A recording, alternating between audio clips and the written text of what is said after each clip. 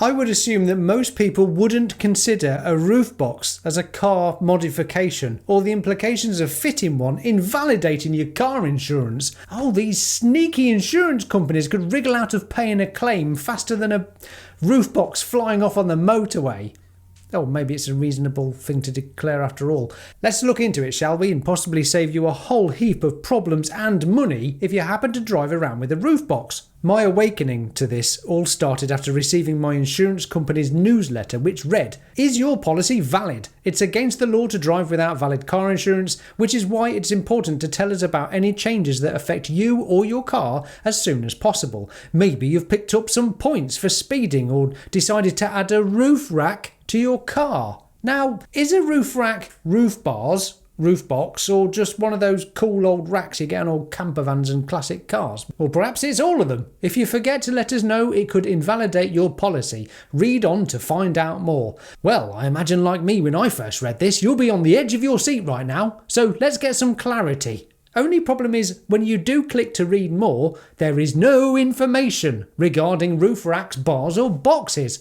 So what does it mean? Could it be that unless you've told your car insurance company that, like me, you very occasionally fit roof bars and a roof box on your car, you might find yourself totally uninsured in the event of an accident? Therefore, you're responsible to foot the bill. I think you'll agree this needs deeper investigation. So, I turned to Grok for some answers. Is fitting a roof box to your car a modification that you should declare with your insurance company? Yes, fitting a roof box to your car is considered a modification that you should declare to your insurance company, including Churchill. This is my insurance provider. Oh, yes. According to information from various UK insurance sources, a roof box is classified as a vehicle modification because it alters the car's external appearance, weight or aerodynamics, which can affect its risk profile, e.g. stability, fuel efficiency or theft risk. Churchill, like most UK insurers, requires you to notify them of changes to your vehicle that differ from its standard specifications. This includes additions like roof boxes, roof racks, or other external fittings. Well, how about bumper stickers? These can be quite antagonising. Look, someone's got a funny bumper sticker. What does this one say? Honk if you want to... what? Or even trigger some people into road rage madness with a simple fact on the back. Are bumper stickers a vehicle modification? Or perhaps the real question to ask is, do bumper stickers enhance risk of damage for insurance companies?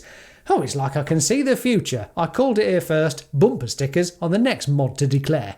Failing to declare a modification, even one as seemingly minor as a roof box, could invalidate your insurance policy or lead to a claim being rejected, as it may impact the vehicle's safety or value. Before I go on, how many of you guys have been driving around for years with roof racks, roof boxes and haven't declared it to your insurance company? Let me know in the comments below, and it would mean the world if you were to like and subscribe to this channel too. Do you sometimes feel like insurance companies do nothing but work against you and will find any legal way to weasel out of any claim, even with your best intentions of trying to do everything above board? And despite this relatively easy to understand website, after training through every policy change possible, I can't find anywhere that I can add modifications, so there's only one thing for it. I'm going to have to attempt to do the impossible and call my insurance company.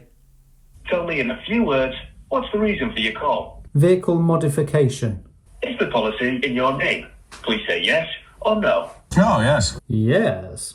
I still didn't understand. If you want to, you can use your keypad to tell me your date of birth. How can I help you today? Hello. I had an email recently from Churchill that made the suggestion that I need to declare if I fit a roof rack or roof box to my car. Is that correct? Oh, I apologize, sir. The line is very bad on my side. Can you try and repeat that for me? I do very, very occasionally put a roof box on my car. Do I need to declare that as a modification? A roof box. Yeah. A roof box. Let me just double check quickly something, okay? Thank you. Okay. I see. No, sir. I don't have to declare that as a modification, okay?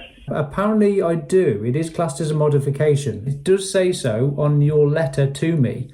It says, maybe you've picked up some points for speeding or decided to add a roof rack to your car. If you forget to let us know, it could invalidate your policy. So if your email's going out telling people that my policy will be invalid if I fit a roof box and am involved in an accident, there's obviously a conflict of information there from either what you're being told or what's going out from your email. Is it fine if I could just put your place on hold just to collect some information and see if the reason for that email, okay?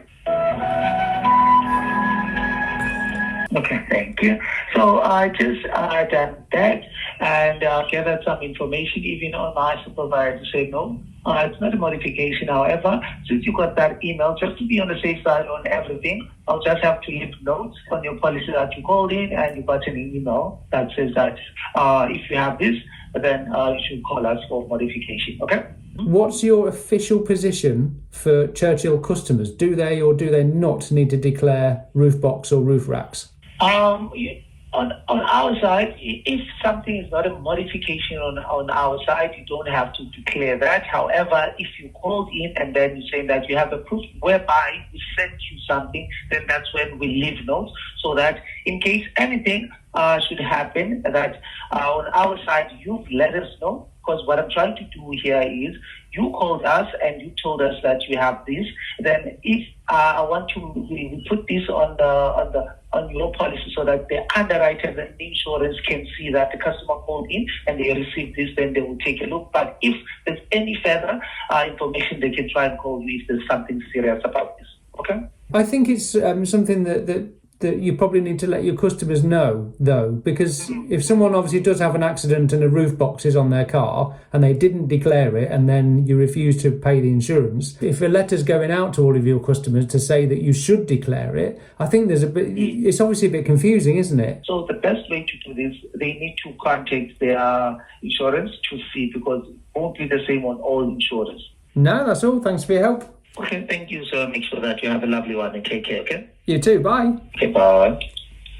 So let me get this straight. Now I've declared that I very occasionally pop a roof box on my Tesla Model 3, Churchill have added it to my notes that I sometimes use a roof box. Two questions still spring to mind. Was I insured all those times I went on holiday and hadn't declared it? And two, are you and everyone else who drives with a roof box or just roof bars actually insured? Unless, of course, you've already declared it that you've modified your car. Why is everything so complicated? I feel suspiciously close to having no good answer for you other than check with your insurance provider to see if you are covered with such extravagant modifications as a roof box. Good luck, and do let me know your results. Perhaps together we can do the world of car insurance a favour by raising awareness to customers and save a whole load of trouble and frustration and money for those who don't yet know that they are modding their car akin to Pimp My Ride with a plastic Halford's roof box. Here's a video that YouTube knows you'll love next. Test that theory and click away. I'm Will, this has been a public service announcement. Thank you Patreons, thank you for watching. Bye for now.